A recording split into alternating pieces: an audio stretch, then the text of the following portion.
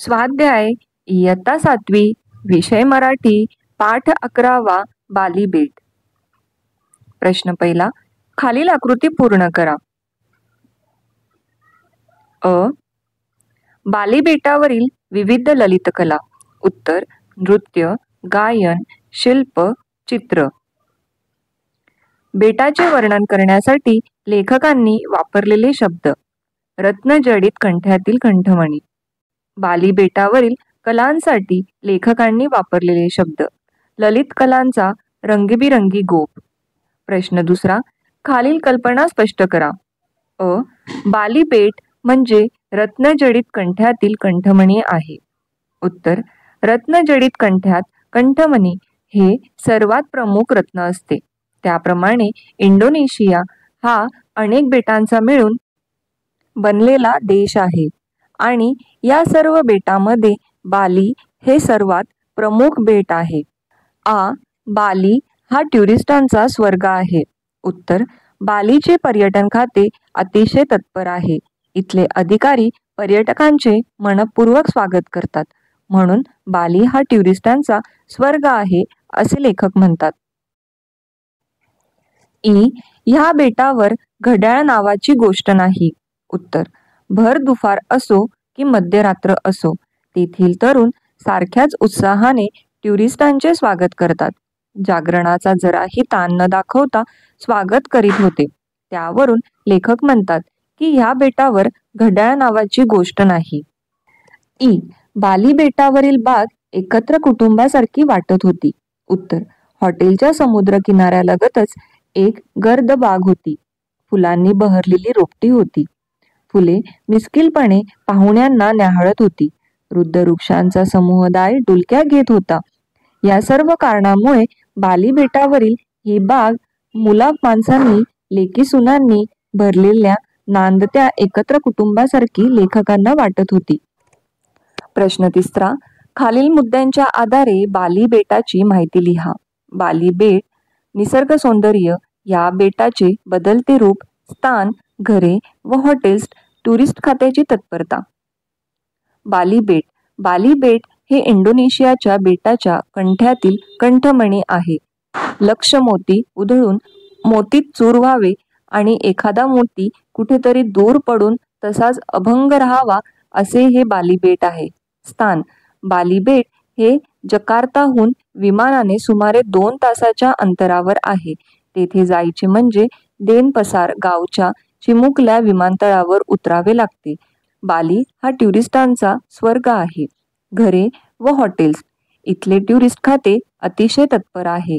लेखक कोण आहे हे कळल्यावर विमानतळावरच एक तरुण अधिकारी म्हणाला, तुम्हा उभयंताचे अधिक मनपूर्वक स्वागत. मध्यरात्री लेखक विमानतळावरून सागर बीच हॉटेलकडे कारने जायला निघाले. रस्ता माडांच्या रायातून जात होता. भोवताली कीर झाली होती. सुमारे 1.5 तासाने कार त्या हॉटेलसमोर उभी राहिली. टुरिस्ट खात्याची तत्परता. रात्री 1:30-2 वाजले होते, तरीही हॉटेलच्या मुलींनी प्रवाशांचे तत्परतेने स्वागत केले. स्वागत विभागातले चपळ तरुण चेहऱ्यावर जागरणाचा यत्किंचितही ताण न दाखवता स्वागत करीत होते. या बेटात घड्याळ नावाची गोष्टच जणू नव्हती. त्यांनी सर्व टुरिस्टांना त्यांच्या विश्रांतीच्या खोल्या दाखवून दिल्या. निसर्ग सौंदर्य. समुद्र हॉटेललगतच होते. पहाटेलाच कोळ्यांच्या होड्या समुद्रात मासेमारीला निघाल्या होत्या. लेखक तर ते सौंदर्य पाहून त्या पहाटेने लेखकांच्या स्वप्नांची नांदी सुरू केली होती. हॉटेलच्या परिसरात एक सुंदर बगीचा होता. त्यातील रोपटी बालकांसारखी, वेली तरुणींसारख्या व वृक्ष वृद्धांसारखे वाटत होते. बाग म्हणजे एकत्र कुटुंब वाटत होते. एकूणच हे भेट रम्य, मनोहर आणि निष्पाप वाटते. प्रश्न चौथा, खालील ओळींचा तुम्हाला समजलेला अर्थ लिहा. अ. पहाटेला स्वप्नांची परिसमाप्ती होते म्हणतात. उत्तर, रात्री झोपेत स्वप्न पडते. स्वप्नांची दुनिया अद्भुत व रम्य असते. पहाटे जाग आल्यावर ही स्वप्नांची दुनिया निघून जाते. म्हणजेच पहाटेला स्वप्नांची पूर्ण समाप्ती होते. आ. 5 मिनिटातच बाली बेटाने माझे घोरणे ऐकायला सुरुवात केली. उत्तर, हॉटेलच्या स्वागत कक्षा अतिशय तत्पर व उत्साही होता. रात्री अपरात्री लेखक हॉटेलमध्ये आले तरी त्यांचे स्वागत करताना त्या तरुणांच्या चेहऱ्यावर जागरणाचा जरासुद्धा ताण नव्हता. त्यांनी पटापट प्रवाशांच्या नेमलेल्या खोल्या दाखवल्या.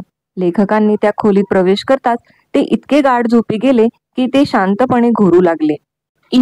वेलीचेही अंग धुणे झाले होते. उत्तर सागर बीच हॉटेल भोवतालची बाग पहाटेही खूप ताजी टवटवीत होती. फुलांनी बहरलेली रोपटी पहाटे पाहुण्यांकडे मिस्किलपणे डोळे मिचकवीत पाहत होती. पहाटेच्या दवामुळे वेली ओल्या झाल्या होत्या. जणू काही वेलींची आंघोळ झाली होती. त्यांचे अंग धुणे झाले होते. त्या भाटांची उणीव मी माझ्या गाण्याने भरून काढत होतो. उत्तर पूर्वी राजदरबारी गायक असत. ते गाऊन राजांचे मनोरंजन करीत. या गायकांना भाट म्हटले जाई. पक्षी म्हणजे सृष्टीचे भाट होते. पहाटे पक्ष्यांची किलबिल लेखकांना ऐकू आली नाही म्हणून तेच गाऊ लागले. पक्षीरूपी भाटांची कमतरता लेखकांनी स्वतःच्या गाण्याने भरून काढली. विचार करा, सांगा. बाली बेटावर पक्षी का नसतील? उत्तर बाली बेट निसर्गरम्य आहे, पण तिथे लेखकांना पक्षी दिसले नाही. बदलत्या जागतिक यांत्रिकीकरणाचा प्रभाव बाली बेटासारख्या सुंदर स्थानावर नक्कीच झाला. पक्ष्यांना हवा असलेला मोकळा अवकाश तिथे पक्ष्यांना भेटला नसावा. त्यामुळे कदाचित बाली बेटावर पक्षी नसावीत. आज शहरात चिमण्या का दिसत नाहीत? उत्तर पूर्वी अंगणे असायची व त्या अंगणांमध्ये दाणे टिपायला चिमण्या गोळा व्हायच्या. आता शहरांमध्ये छोटी कौलारी व अंगण असलेली घरे राहिली नाहीत. उंच उंच इमारतीमुळे झाडे कमी झाली. टीव्ही अँटिनाच्या व मोबाईल टावरचे प्रमाण वाढले. मोकळी मैदाने कमी झाली. ध्वनी प्रदूषण वाढले. अशा प्रकारे वाढलेल्या यांत्रिकीकरणामुळे आज शहरात चिमण्या दिसत नाहीत. खेळू या शब्दांशी. ट्युरिस्टांचा स्वर्ग. स्वर्ग ही नंदनवनाची काल्पनिक सृष्टी आहे. स्वर्गात सर्व सुखे आहेत असा समज आहे. बाली बेट हे प्रवासी माणसांना अत्यंत सुखकारी असल्यामुळे त्यात ट्युरिस्टांचा स्वर्ग असे म्हटले आहे. कीर जंगल. गच्च गाडी असलेले जंगल, घनदाट जंगल. अश्राप माणसे. उत्तर अतिशय भोळी बाबडी मनाने निर्मळ असलेली माणसे, पापभीरू माणसे. गाणारे भाट.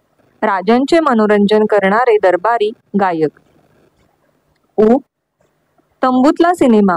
उत्तर गावोगावी तंबू ठोकून व कणाती लावून त्यामध्ये सिनेमा दाखवणे याला ट्युरिंग टॉकीज असेही म्हटले जाते. खालील शब्दांचे प्रत्येकी 2 भिन्न अर्थ लिहा. अभंग. उत्तर 1 न भंगणारे. 2 ओव्या असलेला एक मराठी छंद प्रकार. बोट. उत्तर 1 होडी. 2 शरीराचा अवयव म्हणजेच हाताचे बोटे. खालील शब्दाचा वाक्यात उपयोग करा. 1 उभयंता. उत्तर मामा व मामी उभयंता पूजेला बसले. 2 यत्किंचितही. तुमच्या प्रामाणिकपणाबद्दल मला यत्किंचितही संशय नाही. 3 चौघडा. लग्न म्हटले की सनई चौघडा आलेच. 4 चित्रविचित्र.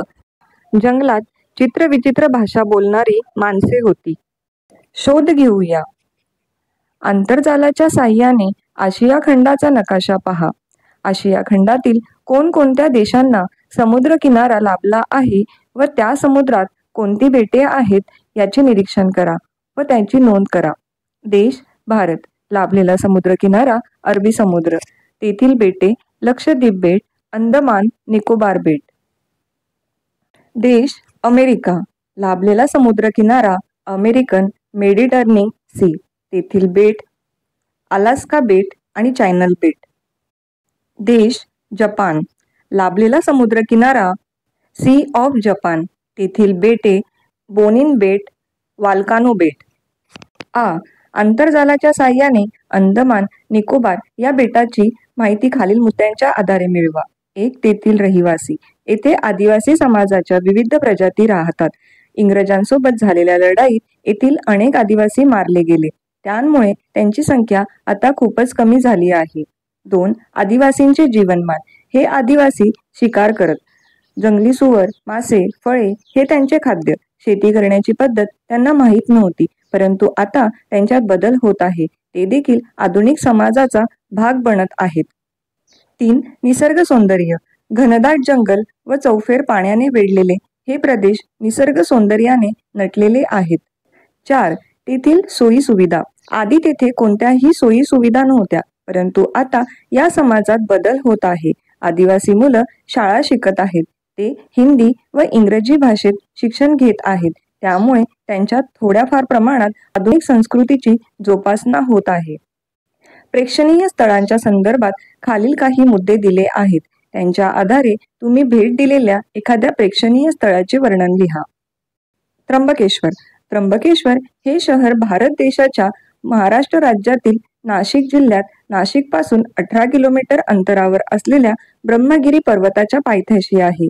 हे शहर मुंबईपासून 165 किलोमीटर अंतरावर असून समुद्र सपाटीपासून 3000 फूट उंचीवर आहे. याच ठिकाणी शंकराच्या 12 ज्योतिर्लिंगांपैकी एक ज्योतिर्लिंग त्र्यंबकेश्वर या नावाने प्रसिद्ध आहे. गोदावरी नदीचा उगम देखील येथूनच झाला आहे. हे तीर्थक्षेत्र ब्रह्मगिरी पर्वताच्या निसर्गरम्य परिसरात वसलेले असल्याने येथे 12ही महिने भाविकांची गर्दी असते. 10व्या शतकातील शिलाहार राजा झंज याने गोदावरी ते भीमा दरम्यानच्या 12 नद्यांच्या उगमस्थळी एकूण 12 शिवालये बांधली. त्यातील एक हे शिवालय आहे. भारतात फक्त त्र्यंबकेश्वर या ठिकाणीच नारायण नागबली, त्रिपिंडी, कालसर्पशांती, विष्णुबली, उत्तरक्रिया, लघुरुद्र हे धार्मिक विधी केले जातात. गावात अनेक प्राचीन देवळे आहेत. त्यावरील कोरीव काम पाहण्याजोगे आहे. गावामध्ये राहण्याची उत्तम व्यवस्था आहे. नाशिकहून दर तासाला बस गाड्यांची सोय आहे. येथून पालघर जिल्ह्यातील जव्हार येथे जाणारा नयनरम्य असा घाट रस्ता आहे. जाहिरात वाचा, त्या आधारे खाली दिलेल्या प्रश्नांची उत्तरे लिहा. 1. सहलीचे आयोजक कोण आहेत? उत्तर: लक्ष्मी टूर्स हे सहलीचे आयोजक आहेत. 2. सहलीचे वैशिष्ट्ये कोणती? 1. उन्हाळी सुट्टीत खास परदेश सहल. 2. 28 फेब्रुवारीपर्यंत नोंदणी करणाऱ्याला प्रवास भाड्यात 50% सवलत व भेटवस्तू. 3. सहलीला जाण्यासाठी नोंदणी करणाऱ्याला सवलत का दिली असावी असे तुम्हाला वाटते? उत्तर: भरपूर व जलद नोंदणी व्हावी, खूप प्रवासी मिळावेत म्हणून सहलीला जाण्यासाठी नोंदणी करणाऱ्याला सवलत दिली असावी असे मला वाटते. 4. प्रस्तुत जाहिरात विश्वसनीय आहे असे तुम्हाला वाटते का? जाहिरातीतील कोणती गोष्ट तुम्हाला अविश्वसनीय वाटते? उत्तर: प्रस्तुत जाहिरात विश्वसनीय नाही असे मला वाटते. जाहिरातीत परदेश सहल म्हटले आहे व चित्र बसचे दिले आहे. तसेच 2 महिने आधी नोंदणी का ते कळत नाही. या गोष्टी अविश्वसनीय वाटतात.